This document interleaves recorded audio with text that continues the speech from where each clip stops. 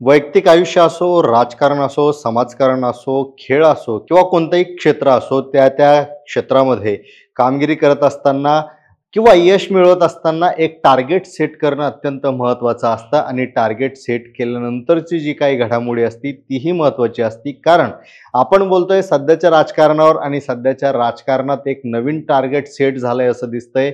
कोणी केलंय target set आणि कोणावर केलंय हे सगळं आपण पाहणार आहोत. अर्थात आपण बोलतोय छगन भुजबळ आणि अजितदादा पवार यांच्याबद्दल. आजची जी काही बैठक झाली त्या बैठकीमध्ये आपल्या भाषणामध्ये छगन भुजबळ यांनी जे काही महत्त्वाचे मुद्दे मांडले ते मुद्दे असं काहीतरी सांगून जात आहे की येणाऱ्या काळात जे काही राजकारण भुजबळांच्या माध्यमातून होणार आहे ते पुन्हा एकदा वेगळ्या पद्धतीनं निर्णायक ठरू शकतं असंही बोललं जात आहे. नेमकं ते काय बोलले, त्याच्या पाठीमागचे अर्थ काय होते, त्यांच्या बोलण्याचा नेमका अर्थ काय होता आणि त्यांचा जो काही निशाणा होता अजितदादांवर तो नेमका कशासाठी होता, कशामुळं होता आणि त्याच्या पाठीमागची समीकरणं काय, या सगळ्या विषयावर या व्हिडिओच्या माध्यमातून चर्चा करूया. आता जेव्हा राष्ट्रवादीचा विचार येतो म्हणजे जेव्हा राष्ट्रवादीबद्दल कधीही विषय निघतो तेव्हा शरद पवार असेल, अजितदादा असतील यांचे नावं पुढे येतात. अर्थात यांच्यासोबतच दुसरं एक महत्त्वाचं नाव पुढे येतं ते म्हणजे छगन भुजबळ. छगन भुजबळ जेव्हा फूट पडली होती राष्ट्रवादीमध्ये तेव्हा त्यांनी अजितदादांचा साथ दिली, त्यांच्यासोबत ते आले.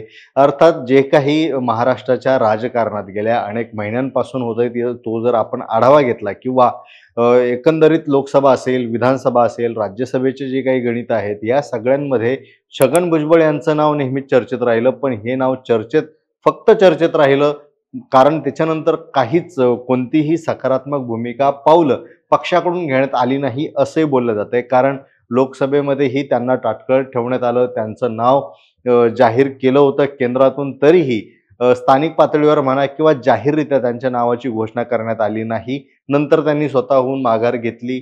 असं असलं तरीही म्हणजे विधानसभेला वेगळी गणितं येतील किंवा मग राज्यसभेला वेगळी गणितं येतील असं बोललं जात होतं. पण राज्यसभेलाही वेगळं समीकरण आपण पाहिलं. सुनेत्रा ताई ज्या आहेत त्यांना राज्यसभेवर पाठवण्याची भूमिका त्यांच्या पक्षाने घेतली. अर्थात छगन भुजबळ तेव्हाही शांत राहिले. त्याच्यानंतर विधानसभेची गणितं पुढे आली. तेव्हा ही वेगवेगळी समीकरणं, कारण ओबीसी आणि मराठा हा जो वाद पेटला होता त्या वादामध्ये मनोज जरांगे पाटील आणि छगन भुजबळ या दोघांचा जो काही वाद होता याच्यामध्ये एक गोष्ट आपल्या लक्षात घ्यावी लागेल की छगन भुजबळ ज्या पद्धतीनं, ज्या आक्रमक पद्धतीनं ते बोलत होते ती भूमिका महायुतीतून कोणीही घेतलेली नव्हती. म्हणजेच कुठे ना कुठे डायरेक्ट भिडण्याचं काम जे आहे मनोज जरांगे पाटलांना, ते कामच छगन भुजबळ यांनी केलं होतं. तरीही म्हणजे विधानसभेच्या निवडणुकीच्या एकंदरीत वातावरणातही त्यांनी अर्थात त्यांच्या मतांची जी काही बेरीज होती गेल्या वेळेपेक्षा ती कमी झाली, तरी त्यांनी बाजी मारली. पण आता म्हणजे इतकं मोठं ज्येष्ठ नेता आहे, कामाचा अनुभव आहे, ओबीसीचा चेहरा आहे, हे सगळं समीकरण जर आपण पाहिलं तर त्यांना मंत्रिपद नक्कीच मिळेल या संदर्भात कुठेही शंका व्यक्त केली जात नव्हते. पण अर्थात जी काही नावं नंतर पुढे आली ती नावं जर आपण पाहिली तर त्या नावांमध्ये ओबीसी समाजाचे वेगवेगळे चेहरे जरी आपण पाहिले तरी त्या ओबीसी समाजाच्या चेहऱ्यांमध्ये छगन भुजबळ हे महत्त्वाचा चेहरा नव्हते किंवा त्यांचं नाव नव्हतं.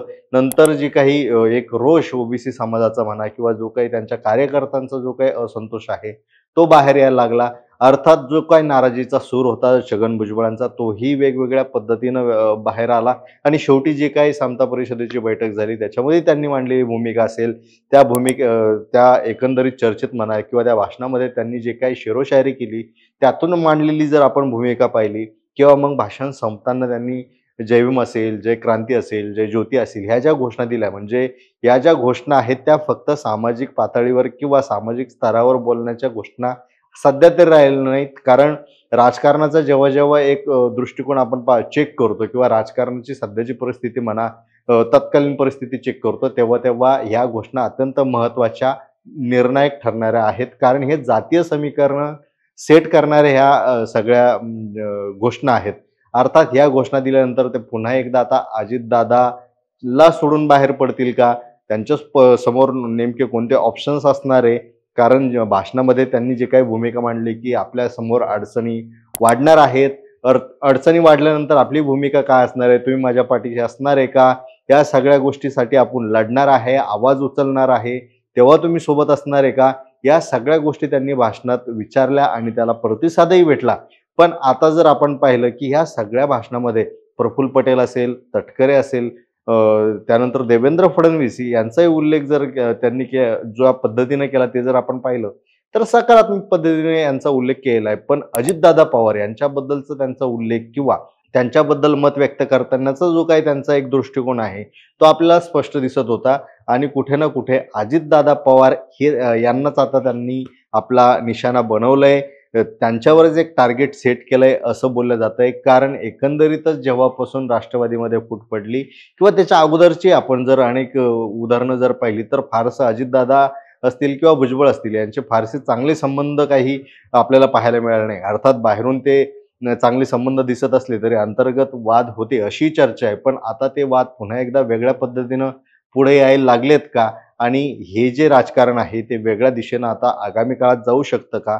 मुळातच अजितदादा पवार हेच या सगळ्या पाठीमागं आहे का? आणि छगन भुजबळ यांनी जे काही टार्गेट सेट केलंय ते पुन्हा एक प्रभावी ठरेल का? परिणामकारक ठरेल का? या सगळ्या संदर्भात तुम्हाला काय वाटतं? आम्हाला कमेंट करून नक्की सांगा. धन्यवाद.